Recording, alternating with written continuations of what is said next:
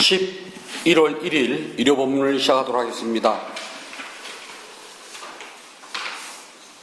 부처님 말씀 함께 하겠습니다. 수단입바다 정진의 경 3번 개송입니다. 당신이 죽지 않고 살 가망은 천에 하나입니다. 당신이 죽지 않고 살 가망은 천에 하나입니다. 존자여 사는 것이 좋습니다. 존자여 사는 것이 좋습니다. 살아야만 공덕을 성취할 것입니다. 살아야만 공덕을 성취할 것입니다. 당신이 죽지 않고 살 가망은 천에 하나입니다. 존자여 사는 것이 좋습니다. 살아야만 공덕을 성취할 것입니다.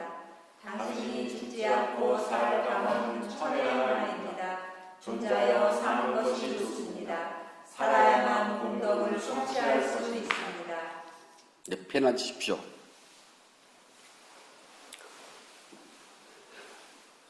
두 주가 이런저런 일로 해가지고 정상적인 법회를 못했네요.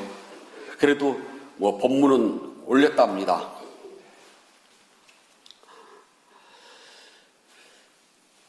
사람은요, 죽지 않고 산다는 게 천에 하나라는 소리는 없다는 소리입니다. 죽는다는 소리예요. 그래도 사는 것이 좋답니다. 좋은 이유가요, 공덕을 질 수 있기 때문이랍니다. 사람들한테 왜 살아요? 라고 하면 각자 살아가는 이유가 많아요.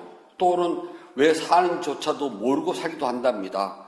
세상살이가 살기가 어렵고 하루하루 사는 것이 정말 어떻게 하루를 넘는지 모르는 사람들한테 왜 살아요? 라고 하면은 마지못해 살아요. 또는 죽지 못해 살아요. 라고 이야기를 한답니다. 보통 사람들은 그렇게 말할 수가 있어요. 어떻게 왜 살아요? 그러면 그냥 죽지 못해 살아요. 마지못해 살아요라고 하겠지만 불자들의 입에서는 절대 그런 말 나와서는 안 돼요. 우리는 마지못해 사는 것도 아니고 죽지 못해 사는 것도 아니고 어쩔 수 없이 사는 게 아니랍니다. 우리가 사는 목적은 첫 번째, 깨달음을 성취하기 위해서. 깨달음을 성취하기 위해서 우리는 끊임없이 공덕행을 짓습니다. 그러니까 살아 있어야지만이 공덕행도 짓고 살아 있어야지만이 금생의 깨달음을 성취할 수가 있지 죽음 소용이 없는 겁니다. 그래서 불자들에게 왜 살아요? 라고 한다면 그냥 어쩔 수 없이 살아요. 마지못해 살아요. 죽지 못해 살아요 소리가 우리 입에서 나와서는 안 돼요. 바꿔야 됩니다. 왜 살아요? 깨달음 성취하기 위해서요. 그러기 위해서 내가 살아있어야지만이 끊임없는 공덕행을 짓고 그 공덕의 결과로서 나는 선한 인연을 만나고 훌륭한 스승님들의 바른 가르침을 받아가지고 몸과 마음에 어려움이 있더라도 그것을 극복하고 깨달음을 성취할 수 있기 때문이다. 그러면 왜 깨달음을 성취해야 돼요? 그러면 간단하죠. 윤회의 고통으로부터 완전히 벗어나기 위해서 딱 떨어져 나와야 돼요. 근데 우리 불자들조차도 그런 사상부장이 안 되었으니까 왜 살아요? 그러면은 그냥 마지못해서요. 어쩔 수 없었어요. 죽지 못해서라고 이야기한답니다. 그러면은 더 힘들어져요. 그러지 마시고요. 왜 살아요? 그러면 부처님 법 바로 배우고 바로 익히고 바로 닦아서 깨달음 성취하려고요. 그리고 깨달음 성취하기 위해서 공덕을 짓기 위해서라고 해야 된답니다. 연못에요. 물 한 방울이 더 들어가든 물 한 방울 드러내든요. 물의 총량 변화가 없어요. 예를 들어서 우리가 큰 연못에 가서요. 우리말로는 둔벙이잖아요. 어렸을 때 둔벙이라는 말 안 썼어요. 충청도 분들. 둔벙이라고 그랬죠. 요즘서 연못 그러지만 옛날에는 다 둔벙 그랬다고요. 아주 크면은 호수고요. 그냥 시골에 조그만한 그냥 그거는 그냥 둔벙 그랬거든요. 둔벙 연못에 가서요. 내가 손가락으로 물 한 방울을 똑 들은다고 그래서 갑자기 그 연못에 물이 막 늘어나가지고 파도를 치거나 내가 한 방울을 손가락을 넣고 딱 찍어냈다고 그래서 물이 팍 주들려 그러지 않아요. 큰 차이가 없답니다. 정말 연못의 물을 전부 다 퍼가지고 저울로 달지 않는 다음에는 그 물 한 방울 큰 차이 안 나요. 있어도 그만, 없어도 그만이랍니다.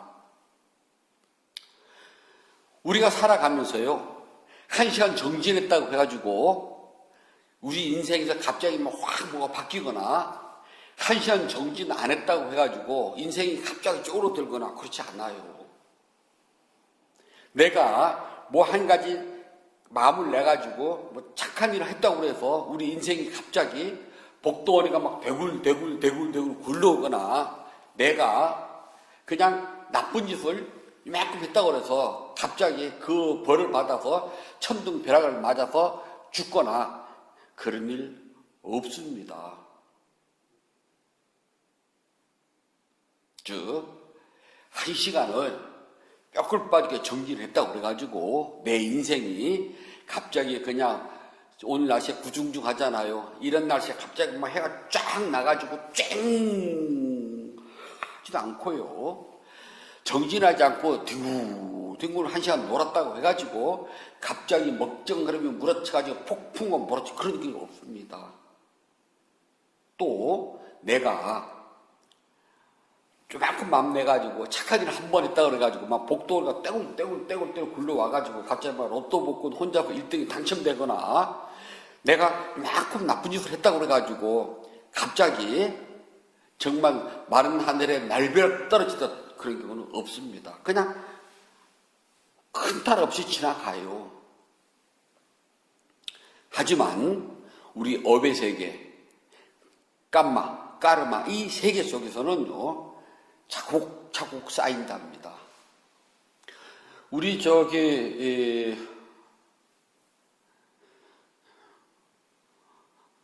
전등사 갔을 때요.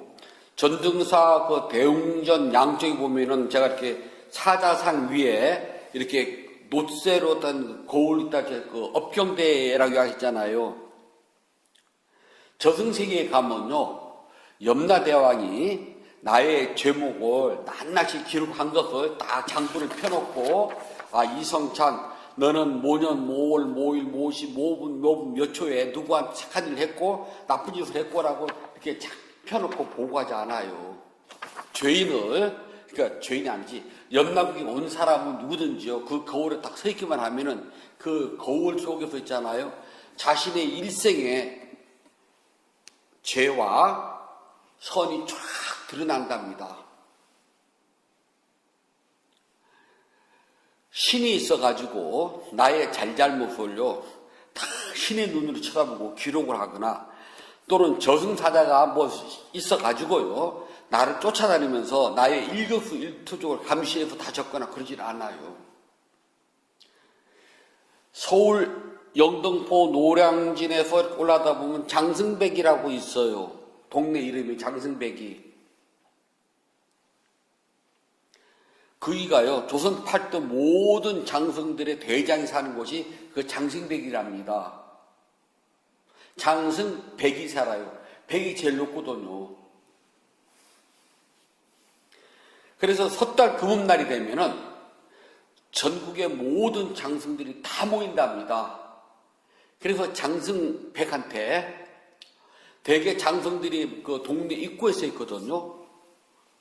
우리 동네에 드나드는 모든 사람들의 잘잘못을 장승은 눈을 부르뜨고 있잖아요. 부르뜨고 딱 쳐다보고 다 기록을 해놨다가 장승백한테 가서 다 일러 바친대요. 그럼 장승백을 다 정리해가지고 염라대왕한테 보고를 한다나 신의 책에도 이렇게 조사, 기록, 보고가 철저하답니다. 누락되는 게 없대요. 하긴 뭐 우리나라에서 뭐 요즘은 뭐 검세라고 그러는데 그 사람들은 자기 편리에 따라서 벌도 주고 뭐 아니면 뭐 업분격하고 한다지만 저승의 세계에서는요 내가 마음 먹는다고 해가지고 내 죄가 없어지고 누가 봐줄 없답니다. 철저히 조사, 기록, 보고, 심판 체계에 가요. 얄짤없다네 그 세계는. 하지만 부처님 법에서는요 누가 나를 쫓아다니면서 조사하고 기록하고 보고하고 심판할 사람이 아무도 없다는 겁니다. 단지 나의 모든 행위 업의 세계에 차곡차곡 다 들어있기 때문에 어느 날 내가 스스로 나의 거울에다가 비춰보면 다 나와요. 그 업경대는 누가 조사하고 기록하고 심판하고 처벌하고 하는 것이 아니라 내 마음을 나타내는 겁니다. 거기다 네 마음 비춰보라는 거예요. 언제나 네 마음을 비춰보았을 때 스스로가 부끄럽냐 부끄럽냐 네가 판단하라는 겁니다. 그게 업경대의 내력이에요. 거기서 그걸 다 설명해 줘야 되는데 워낙 그냥 그날 기도하는 스님이 오래 해가지고 그냥 설명을 그렇게 자세히 못 해드려서 좀 죄송하게 생각했는데 오늘 딱 맞아 떨어졌네. 나 그거 좀 아는가 봐. 즉 우리의 잘잘못은 누가 장부책을 펴놓고 뭐 연필이나 뭐 볼펜이나 붓을 가지고 일일이 기록하는 게 아니라는 점, 그걸 늘 우리가 아셔야 됩니다. 그것은 내 스스로 나의 인생 속에요. 다 포함되어 있어요. 그래서 우리가 무엇인가를 하려고 할 때에 의도가 있어야지만이 그 일이 벌어집니다. 여기서 우리는 째타 그러면 마음만 말하고요. 째타 나 그러면 마음이 하는 행위 의도입니다. 그래서 수행을 할 때 의도를 잘 챙기라고 그래요. 의도를 챙기지 못하면 무슨 일을 하더라도 그냥 생각 없이 자꾸 하게 돼요. 근데 의도를 챙기면 그 모든 것들이 내가 마음먹는 바에 따라서 행위가 일어난다는 것을 알게 된답니다. 그래서 우리가 수행을 하면서는 의도를 챙길 수 있는 것이 많지 않아요. 숨 쉬려고 함, 숨 내뱉으려고 함, 숨 내뱉음. 그러진 않거든요. 방구 끼려고 함, 방구 킴은 안 합니다. 재치가 하려고 함, 재치가 아니죠. 그냥 애초에 나오는 거죠. 그런 것이 아니라 그냥 우리가 일상생활 범주에서 손을 뻗고 손을 오므리고 다리를 들고 다리를 놓을 때, 그래서 이제 행선도 마지막에 6단계를 가잖아요. 그럼 반드시 의도를 챙겨요. 들으려고 함, 의도. 그리고 나서는 덤이 돼요. 이렇게 의도를 챙기기 시작하면은 일상생활의 모든 것에 의도를 챙긴답니다. 손 들려고 함, 손듬. 손 뻗으려고 함, 손뻗음. 손을 얼굴에 대려고 함, 댐. 이런 식으로 하나하나 자꾸 의도를 챙기다 보면은 내가 하는 모든 행위는 내 의도 아래서 움직이지 내가 의도하지 않은데 움직이는 건 없답니다. 단 이 의도와 움직임이 워낙 빠르게 일어나기 때문에 사람들은 그것을 놓쳐요. 그래서 무의식이라고 이야기한답니다. 학교 다닐 때 반사작용 배우셨잖아요. 무릎을 이렇게 삼각망치로 통 치면은 자동적으로 쭉 뻗는다. 그래서 내가 의도하지 않았음에도 불구하고 어떤 통증이 오면은 자동적으로 탁 뻗는다. 이렇게 배웠는데요. 불교에서는, 부처님 가르침에서는 의도 없이 일어나는 것은 하나도 없다. 단, 의도와 행위 간의 연결이 찰나 시간에 일어날 뿐이다. 워낙 빠르게. 그래서 미처 우리가 인식하지 못하는 겁니다. 그런데 이걸 계속 훈련을 하잖아요. 의도 챙기는 것을. 그러면은 내가 굳이 입으로 말하지 않아도 발을 뻗는다는 걸 내가 알아요. 발을 뻗으려고 하는 마음이 일어났고, 그래서 발을 뻗는다는 것을 말로 하게 되면은 발 뻗으려고 함, 뻗음. 벌써 몇 초가 걸려요. 근데 이미 몸은 동작을 했거든요. 딱 맞는 순간에. 예를 들어서요. 뭐를 잡았을 때 뜨거우면은 나도 모르게 손을 탁 놓잖아요.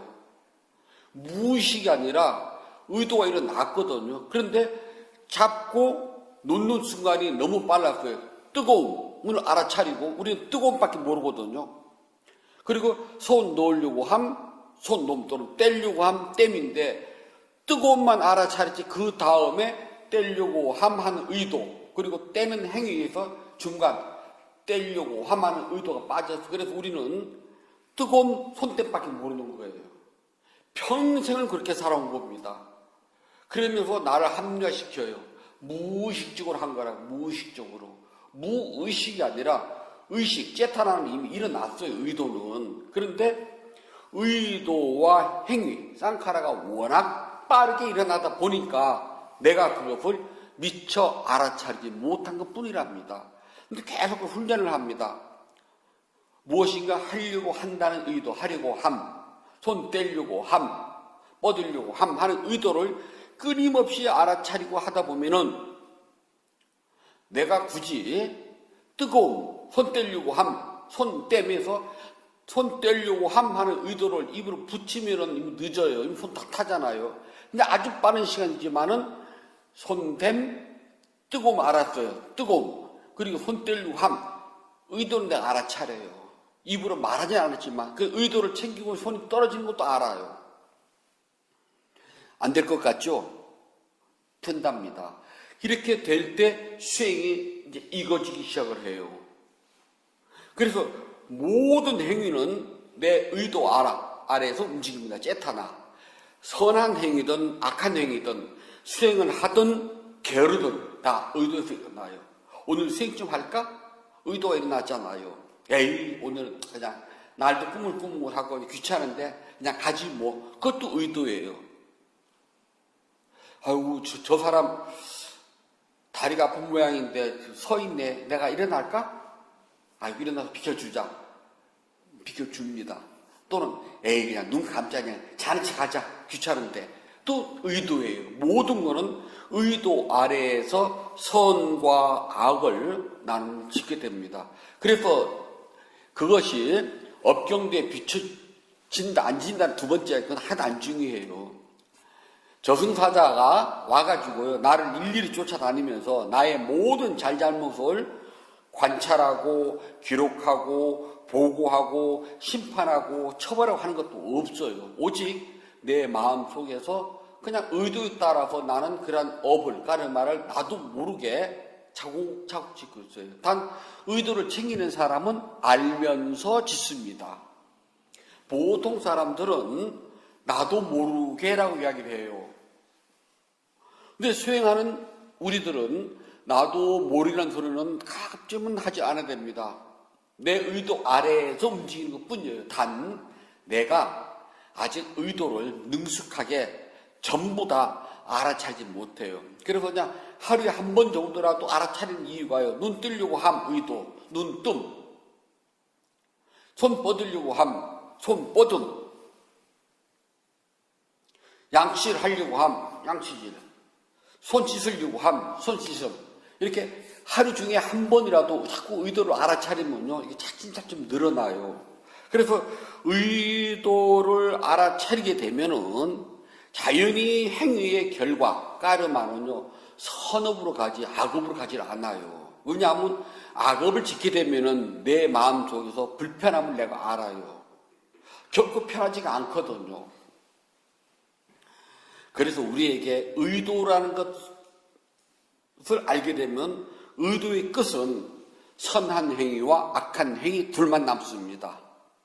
또 의도만 하고 실천하지 않는 것도 있어요. 예를 들어서 저 사람이 무거운 짐을 들고 가는데 내가 받아줄까? 버스에서 또는 밀어줄까라 생각했다가 그냥 생각은 그랬는데 안 할 수가 있잖아요. 즉 선한 의도는 가졌지만 선한 행위는 하지 않았어요. 또는 악한 행위를 합니다. 저거 주인 없는 것 같네. 길에 떨어졌네. 주소 내가 가질까? 했다가 에이고 주인이 찾겠지. 그냥 갈 수도 있답니다. 그렇게 선한 의도를 가졌지만 선한 행위로 연결되지 않기도 하고 악한 의도를 가졌지만 악한 행위로 연결되지 않는 것도 있습니다. 이 경우에는 그냥 중간으로 남아요. 이걸 무기 그래요. 기록되지 않았다. 또는 무표.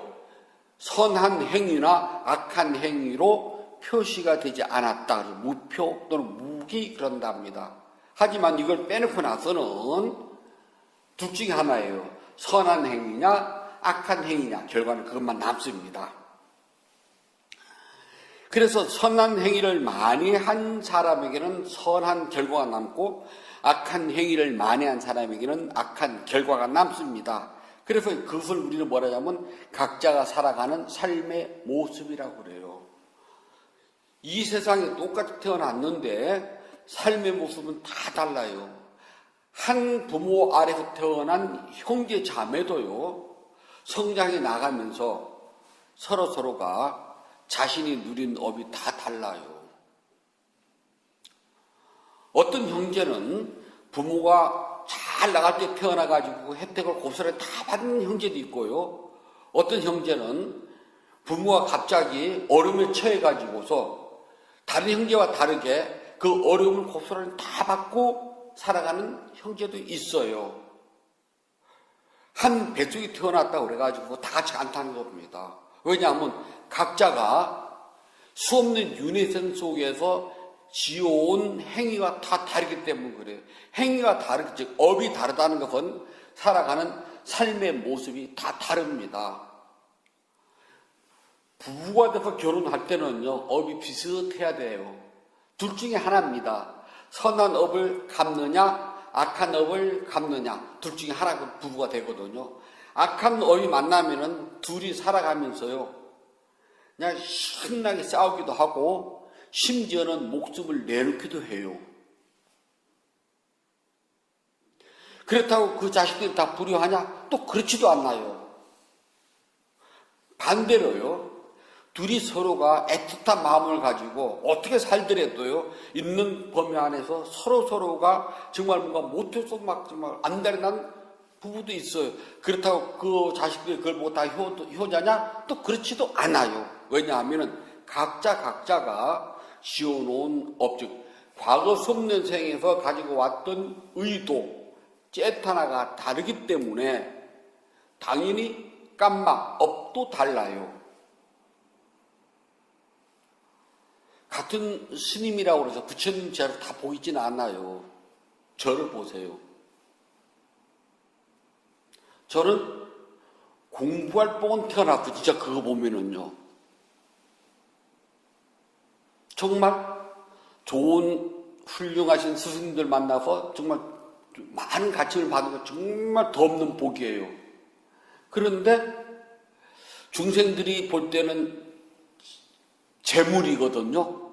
큰절 주지스님, 상자 많은 스님이 크게 보이잖아요. 즉 그거랑 거리가 멀거든요. 바꿔서 말하면 저는 과거 윤회생 속에서 보시 공덕을 짓는 행위가 인색했다는 뜻이 된답니다. 그렇기 때문에 금생에 제가 받을 수 있는 것이 한정되어 있어요. 왜냐하면 저의 예금 통장 속에서요, 공부는 많은데, 즉 스승은 많은데 세상의 돈과는 멀거든요. 바꿔서 말하면 엎질 일은 적어요. 없기 때문에. 돈이 많으면은요, 당연히 중생세계의 업과는 떨어질 수가 없거든요. 가난한 사람들이 업을 지어봤자요, 정말 물 한 방울, 두 방울, 세 방울 업밖에 안 돼요. 근데 돈이 많고 권력이 크고 명예가 높은 사람들이 악업을 지으면요, 양동으로 짓습니다. 우리는 악업을 지어봤자 먹고 사는 일이에요. 코딱지 많은 업만, 그냥 복을 줘도 코딱지 많은 복, 업을 줘도 코딱지 많은 업, 악업, 그뿐이거든요. 그러나 권력이 크고 재산이 많고 명예가 높은 사람들은 악업을 줘도요, 저희는 남의 물건 훔친다 해봤자 길바닥에 떨어진 10,000원짜리 하나만 주워도 기분이 좋고 50,000원짜리 주면 막 심장이 두근두근 해요. 우리 그거밖에 안 되거든요. 10,000원짜리 주워도 그냥 이게 웬일이냐? 그런데 50,000원짜리 주시면은요, 막 심장이 두근두근 해요. 우리 이 심장의 크기가요, 50,000원의 한계입니다. 안 그래요? 1,000원짜리만 주워도 이게 웬 떡이냐 하는데요, 50,000원짜리 막 심장이 바깥으로 나왔다 들었다 심장이 나뜨기 시작한다니까요. 그러나요, 저 돈 많은 사람들, 권력 높은 사람들은요, 50,000원짜리 길바닥 보면 쳐다도 안 봐요. 내가 저거 주스려고 허리를 내가 구부릴 수가 있느냐예요. 그런 사람들은 해먹으면 50억, 500억, 5천억을 해먹거든요. 그런 사람들은 5억 해먹어도요, 심장이 나대잖아요. 그냥 표시도 안 나요. 우리는 전기요금 2만 원만 그달 못 내도요, 심장이 두근두근 해요. 그런데 있잖아요, 저 부자들이요, 세금을 몇천억을 떼엄고 나서는요, 심장 절대 두근이잖아요. 그 사람도 오히려 더 잘 먹고 잘 살아요. 하지만 업이랍니다. 비록 내가 콩고물 같은 업을 줘도 업이고요. 저들이 양수는 물을 품어대는 업을 줘도 업인데요. 우리가 윤회를 믿고 삽시다. 비단 금생을 끝낸 게 아니잖아요. 다음 생에 나는 받아봤자 또 콩고물 하나 받고 말아요. 저들은 받으면 양수로 받아야 돼요.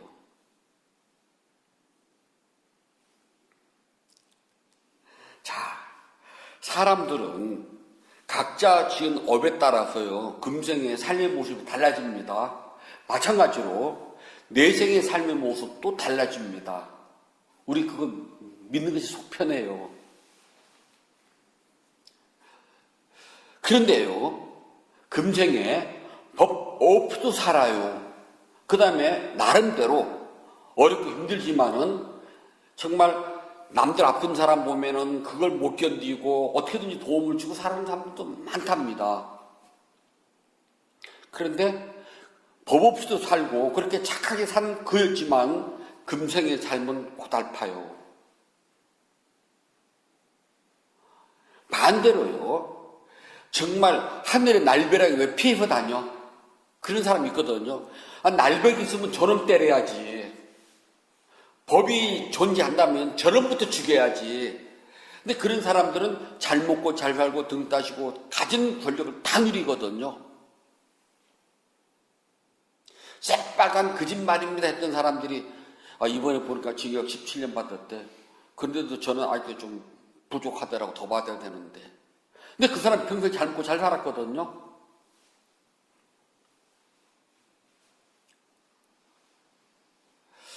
그걸 보게 되면 사람들이 이런 생각을 한답니다. 세상에 신이 있다면 뭐 하는 거야? 또는 우리 불교식으로 업이 있는데 저놈은 정말 벼락이 쫓아다니면서 때려서, 옛날 욕 중에서 무슨 욕이요? 벼락이 쫓아다니면서 때릴 놈이라는 욕이 있거든요. 혹시 그런 건 안 들어보셨죠? 벼락이 쫓아다니면서 때릴 놈이라고 그러거든요. 날벼락이 쫓아다니면서 뒤통수를 때려도 부족한 그 사람인데 금생에 잘 먹고 잘 살고 정말 부족함 없이 살아요.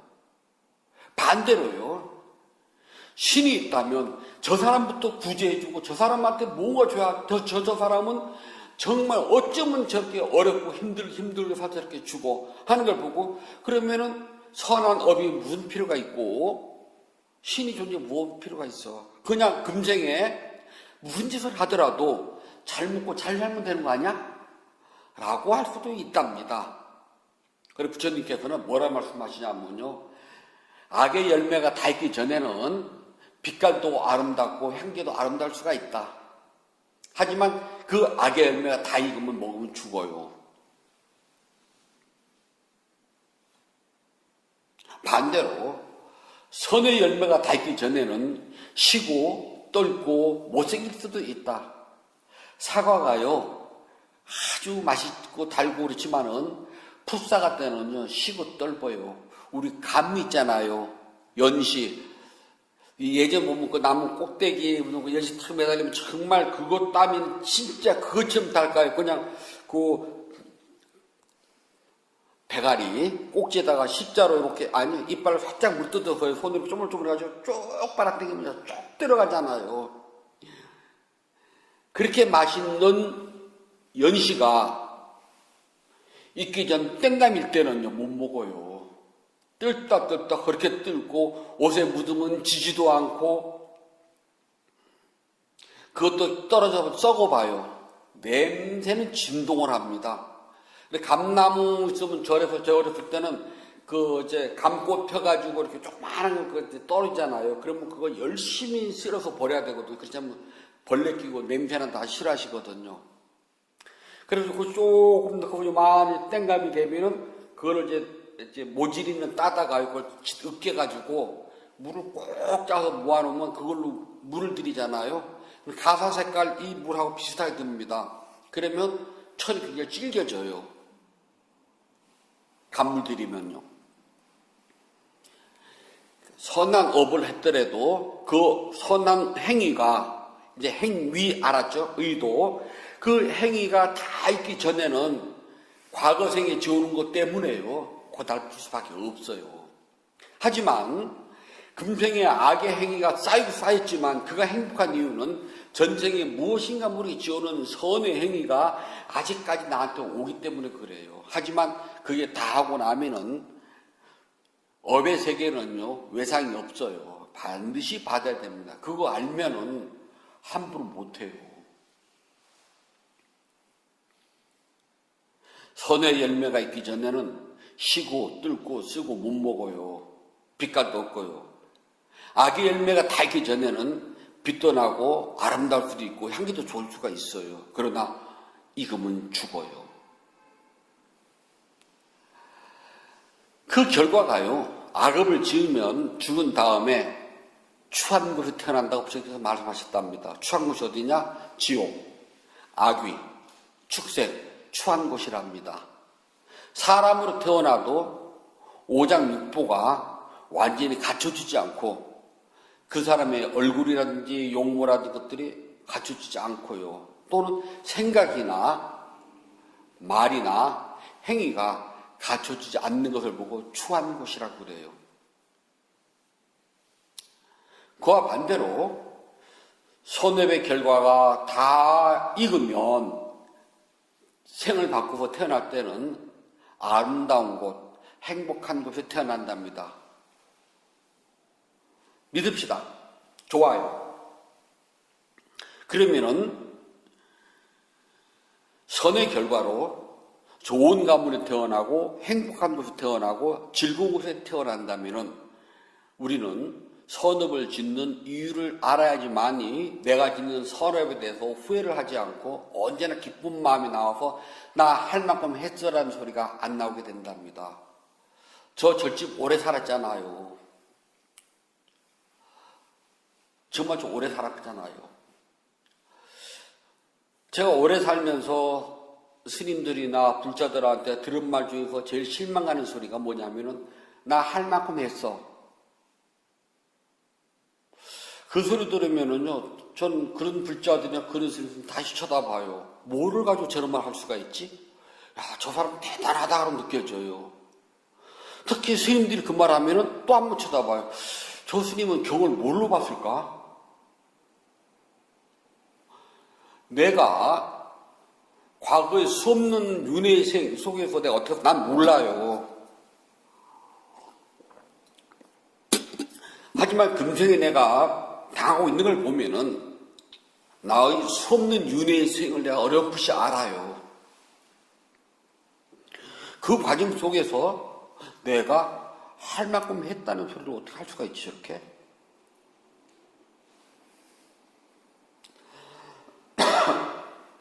또 금생으로 끝나냐는 거예요. 아니잖아요. 또 기다리고 있잖아요. 그 다음 생은 어떻게 하려고 그러지? 그 말 못하거든요. 내가 금생에 지은 아무리 복을 많이 줬다고 하더라도 있잖아요. 나도 모르게 지은 악업을 한번 생각해 보세요.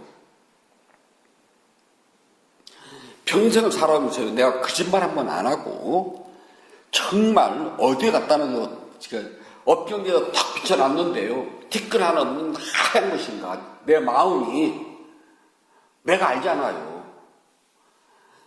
만약 지금 제가 제 업경에 서 있으면요, 얼룩덜룩 시커멀 거예요. 제가 사는 거 제가 제일 잘 알잖아요. 그러면 제가 지은 선업과 악업을 놓고 본다면은요, 아직도 부족하고 더 해야 돼요, 저도요. 근데 어떻게 할 만큼 했다는 소리를 할 수가 있을까요? 차마 할 수 없는 것이 그거랍니다. 그 이유는요, 내가 선업을 지어야 하는 이유를 분명히 모르기 때문에 그래요. 그래서 불자들은 선업을 지어야 하는 이유를 분명하게 알아야 됩니다. 부처님께서는 선업을 짓는 이유 5가지를 말씀해 주셨습니다. 첫 번째는 부모님에게 이로움과 행복이 돼요. 내가 지은 모든 선업은요, 나의 부모님이 이롭고 행복하게 돼요. 왜냐하면은 내가 이 세상에 태어났을 때 그 누구보다도 나의 부모님은 나를 축하해 줬어요. 그래서 나는 그분에게 행복을 드렸답니다. 이렇게 보셨잖아요. 그 아이가 빵빵 웃고 그럴 때에 얼마나 행복했어요. 그렇기 때문에 나는 선업을 지어서 부모님에게 행복과 이익을 돌려드려야 될 의무가 있답니다. 부모님의 은혜는 금생에 무엇을 하더라도 다 갚을 수가 없어요. 니까에 보게 되면은 오른쪽 어깨에다가 어머니를 얹고 왼쪽 어깨에다가 아버지를 얹고 수미산을 걸어 올라갑니다. 그러면은 수미산이 워낙 높아서 발이 다 닳아서 피가 나고 무릎까지 올라온대, 닳아서. 그렇게 올라가도 부모님의 은혜는 다 갚을 수가 없다라고 말씀하시거든요. 그런데도 요즘 아이들 그랬대요. 부모님한테 나한테 뭐 해준 게 뭐가 있냐고. 해준 게 뭐가 있냐니 그렇게 말할 수 있는 그 입을 줬는데, 그렇잖아요. 네가 그렇게 빤뻔스럽게 그 말할 수 있는 째진 입을 내가 줬는데 생명을 줬잖아요. 그래서 나는 죽는 날까지 부모님에게 행복과 이익을 드리기 위해서 끝없는 선업 공덕을 지어야 됩니다. 부처님께서 제사라는 것이요, 다른 생명체를 죽여서 제사를 지내고 그 결과로 돌아가신 부모님들이 천상세계에 가길 바란다면 그건 잘못이다. 그런 제사는 지내지 말아야 했던 겁니다. 제사 자체를 부정한 것이 아니라 그런 행위를 부정한 것이랍니다. 제사는 아름다워요. 그래서 부처님께서 제사를 부정하지 않았답니다. 돈을 벌어야 하는 목적 중에 하나 뭐냐면은 부모님, 조상들에게 제사를 지내기 위해서라고 그랬거든요. 당연히 조상님들에게 부모님의 제사를 지내는 건 의무예요. 그건 당연하다. 왜냐하면 그분들이 나에게 준 생명의 가치를 잊지 않고 있겠습니다라는 뜻이거든요. 그래서 나는 그분들이 돌아가신 날 그분들에게 행복과 이익을 주기 위해서 난 복을 짓는 겁니다. 되돌리면 내 복이에요. 나한테 오잖아요. 그래서 복을 짓습니다. 두 번째는요, 아내와 자식들에게 이익을 주기 위해서 복을 짓습니다. 짓는 복은 있잖아요. 어떤 경로를 통해서든지 금생이 아니라 수없는 윤회생 속에서도요, 나의 한 가족체, 우리가 공업이라고 그럽니다. 공업, 같은 업, 가족끼리는 공업을 받고요, 개개인이 받는 건 별업이라고 그래요. 대한민국 땅덩이에서 사는 이상은요, 밑으로는 외놈, 위로는 북한 사람, 강 건너가면 떼놈, 이쪽 강 건너가면은 로스케, 바다 건너가면 미국 놈하고 우리 같이 살아야 되거든요. 어쩔 수 없는 부닥치고 살아야 돼요. 대한민국 사람이기 때문에 공업이에요. 그러나 각각은 다 달라. 이건 별업입니다. 그리고 내가 복을 짓게 되면 공업으로서 아내와 가족이 행복과 이로움이 오게 된답니다. 하지만 사실은 지금 나한테 더 많이 와요. 별업이니까. 세 번째는 집안에서 일하는 사람들, 즉 일꾼들이나 직원들이 행복과 이익을 얻게 돼요. 내가 자꾸 착한 일을 하잖아요. 그러면 당연히 나의 부모님한테 착한 일을 안 하겠습니까? 내가 바깥에 나가서 착한 일을 하는데 내 집안에서 착한 일을 안 하겠어요? 이런 사람이 있다고 그러대요. 주변머리와 소갈머리가 있는데요, 대머리가 아니랍니다. 어디에 나가서요, 남한테는 잘하는데 내 집에 들어와서는 젬병이에요. 이런 사람 보고 주변머리는 있는데 소갈머리는 없다 그래요. 반대로요, 내 가족한테는 너무너무 잘하는데요, 바깥에 나가서 다른 사람한테 하는 거는 젬병이에요. 이런 사람 보고 하는 소리가 뭐냐면 소갈머리는 있는데 주변머리는 없다 그럽니다. 이 두 가지가 균형 갖추기가 어렵거든요. 그래서 소갈머리가 없이 주변머리가 많은 사람하고 뭐라 하냐면 오지랖이 넓다 그래요. 어떤 게 좋아요? 소갈머리가 없는 사람이 좋아요? 주변 머리가 없는 사람이 좋아요? 대답하기 상당히 어렵답니다. 주변 머리가 좋은 사람은 이른바 우리가 사회성이 좋다 그래요. 그런데 주변 머리가 좋은데 소갈머리가 없으면 실속이 없어요. 그와 반대로요. 소갈머리는 있는데 주변 머리가 없으면은요, 이기주의자라 그래요. 사회성이 없어요. 나한테는 이름이 많은데 막상 일을 닥치면 내 주위 사람들이 나를 다 고개를 돌려요. 그래서 이 두 가지가 균형을 갖추는 게 제일 좋은데요. 참 어렵네. 근데 부처님께서는요, 자, 제일 먼저 소갈머리를 이야기했잖아요. 부모님, 아내와 자식, 이게 소갈머리입니다. 다음 주변머리. 내 집에서 부리는 일꾼들, 직원들을 말합니다. 다음은 친구와 친척입니다. 소갈머리 먼저 챙기고 주변머리로 가지, 주변머리 먼저 챙기고 소갈머리 가는 건 없답니다. 즉, 오지랖만 델다 넓고 소갈머리가 없으면 안 돼요. 먼저 소갈머리를 챙기고, 부모님 위로, 그 다음에 내 옆으로 아내는 옆이거든요. 아래로 내 자식입니다. 그러니까 위로, 옆으로, 아래로 먼저 챙기고 난 다음에 소갈머리. 그리고 나서는 주변머리를 챙기는데 그건 내 집안에 있는 사람부터, 즉 집에 부리는 일꾼들부터. 그 다음에는 대문을 열고 나갑니다. 친척과 친구는 대문 안에 안 살잖아요. 그래서 친척과 친구를 위해서 대문 밖을 열고 나갑니다. 주변머리가 조금 더 확장돼요. 그리고 소갈머리와 주변머리가 꽉 찼으면 마지막 다섯 번째, 삼보에게 이로움이 되도록. 그러니까 부처님과 스님들에게 복을 짓는 거는요, 주변머리, 소갈머리를 다 갖추고 나서 할 수가 있는 행위랍니다. 이게 없으면은 주변머리도 없고 소갈머리가 없는 사람은 못해요. 또는 소갈머리만 있고 주변머리만 있는 사람도 못하고요. 그와 반대로요.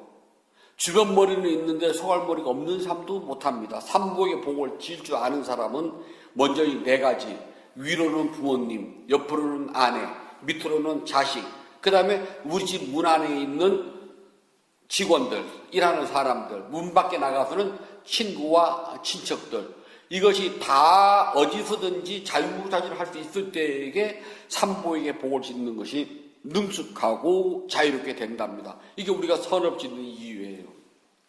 이렇게 선업을 지어야지만이 언제 어디서 무엇을 하더라도 행복과 이익이 나에게 들어오고 내 마음이 평온해지고 마음이 자유롭고 즐거워진답니다.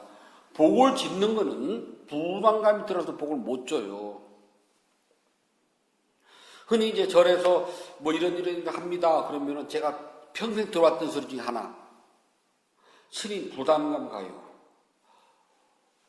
그러면 우리 스님들은 노동을 하지 않거든요. 스님들은 생산 활동을 하거나 판매 활동을 하거나 다른 행위를 해가지고 재원을 벌어들여서 살아가는 사람들이 아니에요. 저희는 불자들이 주는 보시를 가지고 먹고 살아가는 존재랍니다. 거짓입니다.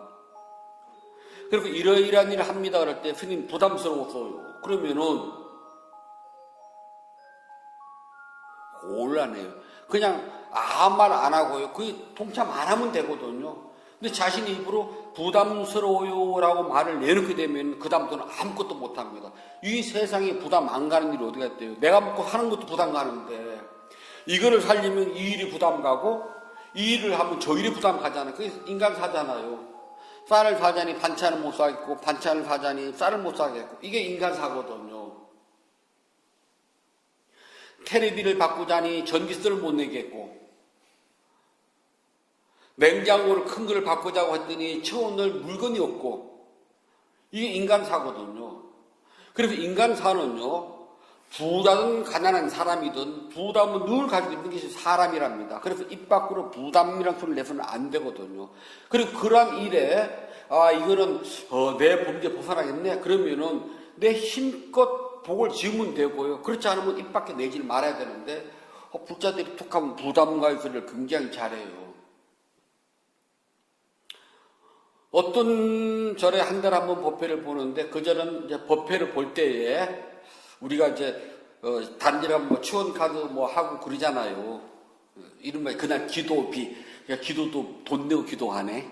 사실 기도는 자기 알아서 하면 될 일이지. 하여튼 기도비를 받아요. 10,000원을 합니다. 그런데 그제로는 불자들이 뭐라 하냐면 스님 부담스러워요 그래요. 한 달에 10,000원 기도비 내는 게 부담스럽다면, 근데 복바라는 오지게 많거든요. 우리 아들 좋은 데 가게 해주세요. 아니 학원비가 얼만데? 학원비에 비해서 10,000원은 됐다 싼 거잖아요. 아프지 않게 해주세요. 병원비 수술비다 따져봐. 그 절에 신도 하나가 이제 거사님이 암 때문에 고생을 해요. 그런데 기도비 10,000원 굉장히 부담스럽다고 그래요. 그래서 옆에서 혼잣말입니다. 이거는 참, 암 걸려서 병원 가서 암 낫게 해달라고 하는 사람한테 10,000원 부담 가면은 혼잣말이에요. 그냥 병원비가 쌀까 기도비가 쌀까. 그랬더니 한참 좀 쳐다보고 말더라고요. 바라는 것에 비해서 기도 비용, 참 제일 마음에 안 드는 소리가 그 소리예요 저는. 근데 기도할 때 비용을 왜 낸다? 지가 알아서 하면 되지.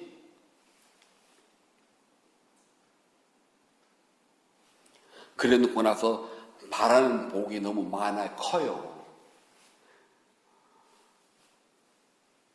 그냥 그러지 말고요. 부담가에서 하지 말고 그냥 성의껏 동작도 하고 못하면 다음에 하고 그렇게 하셔야 되는데 입 밖으로 그게 부담 가요. 그게 부담 가서 절에 못 오겠어요 라고 하면은 뒤집어 놓으면 제가 그절 주지간대로 참 말을 못했는데 제가 하고 싶은 소리는요. 그게 부담 가면 오지 마세요.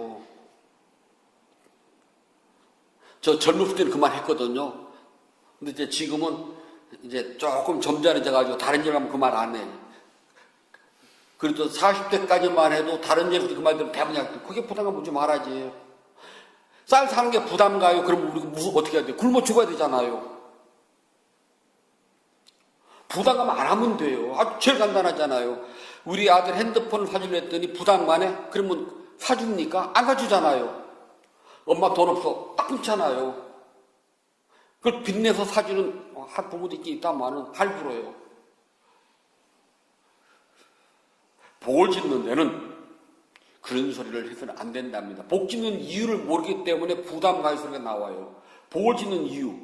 위로는 부모님에게 행복과 이익을 드리기 위해서, 옆으로는 아내에게도, 아래로는 자식에게도, 내 울타리 안에서는 우리 집에 같이 살고 있는 직원들에게, 함께 살고 있는 사람에게, 문 밖을 나가서는 친구와 친척들에게, 더 나가서는 산보에게 이익과 행복을 주기 위해서 복을 짓습니다.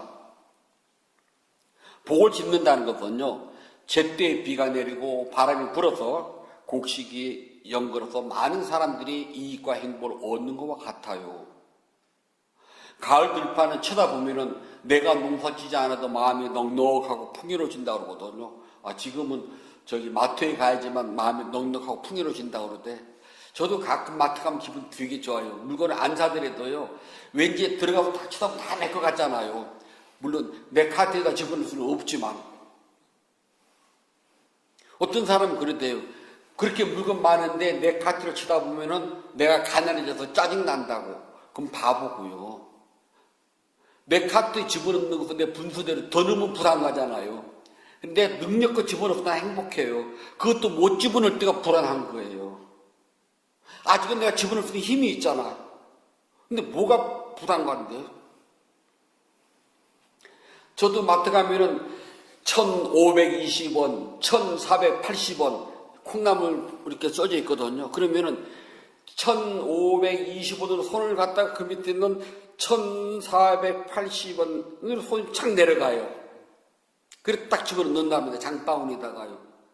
그러면은 40원 차이 그렇거든요. 그런데 되게 저는 행복하거든요. 나 이거 살 수 있거든.